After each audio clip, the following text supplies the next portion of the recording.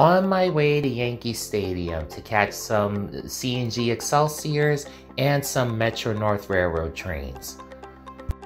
We already know that the MTA takes care of much of New York City, as well as parts of Long Island, Connecticut, and parts of New Jersey. So, what if MTA actually expanded to other parts of New Jersey? What if the MTA bought New Jersey Transit? Now, some of you may have already given an immediate opinion based on that question or an immediate answer. But think about it. Already, the MTA and New Jersey Transit combined has 3 of the busiest commuter railroads in the United States. New Jersey Transit trains is actually the 3rd busiest commuter railroad. The first 2 is the Long Island Railroad and Metro North.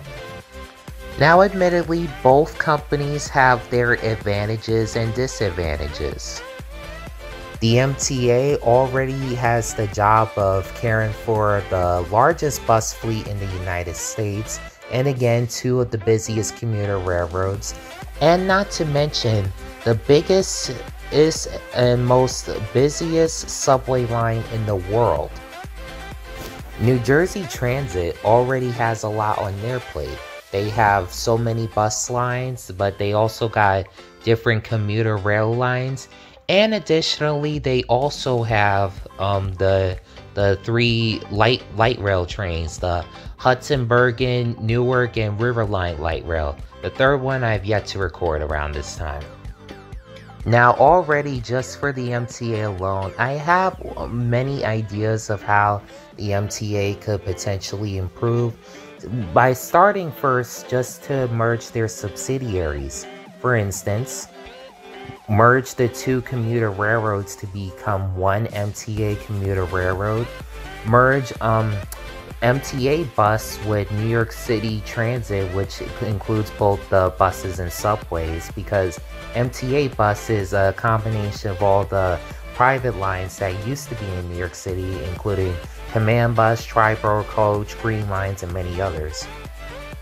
And potentially discontinuing MTA capital construction in favor of basically each of the subsidiaries knowing how to properly maintain each of their own infrastructure, while at the same time, if needed, ask the parent company for any additional finances. If the MTA in some alternate reality acquired New Jersey Transit, then that would definitely change things to an even greater extent. How so?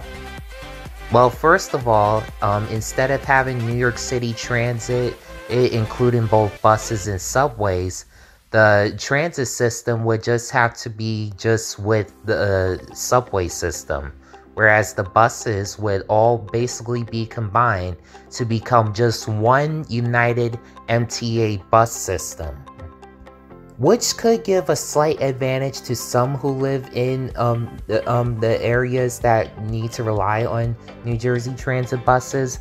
Like, for instance, I've yet to take a New Jersey Transit bus yet, and I'm sure someone will clarify for me in the comments.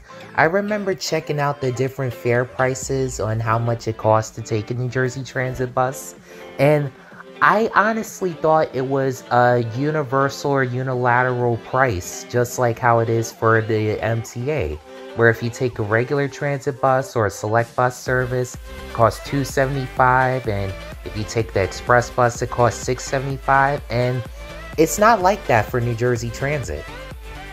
Because New Jersey Transit doesn't have as much financially as the MTA, they have to rely on having varying prices to be able to pay off for the buses, the different counties, and so on and so forth.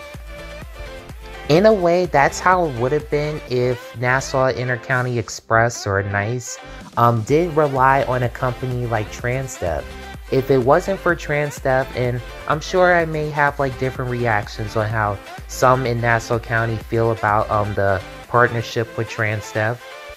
Basically, if it wasn't for a multinational company like Transdev, residents in Nassau County would be paying for different prices depending on the route and which part of the county each of the routes pay for.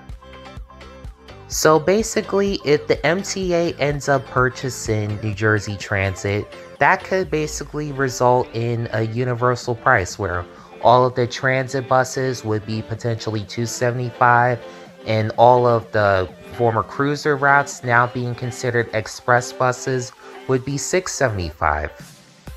New Jersey Transit trains could also just become part of the MTA commuter railroad, which would basically combine all of the subsidiaries, both subsidiaries, the Long Island Railroad and Metro North, and New Jersey Transit trains.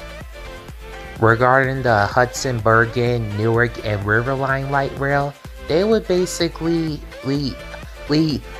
have a system similar to right now, but could probably take advantage of using a system like Omni. In fact, one thing I want to see is that once Omni becomes standard in New York City, I want to see Omni potentially be implemented with off-board fare payments for select bus service and maybe for the express bus. But of course, time would tell to see if all this comes into fruition. What do you think on the idea of the MTA purchasing New Jersey Transit? Let me know in the comments.